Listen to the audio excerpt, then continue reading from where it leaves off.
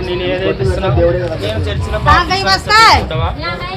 పోదాంరా మరి బల్ల తీసుకుంది ఆదివారం ఎట్లయితే నీకు పట్టిన దేవుని గురించి స్వార్థ ప్రకటిస్తున్నాను. నీకు దేవుని గురించి వద్దలేనే ప్రకటించుకోవడం తప్పేం లేదు.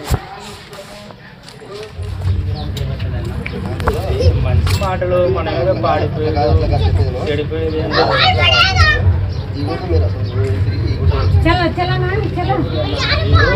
ఏ త్రాగిపోసేది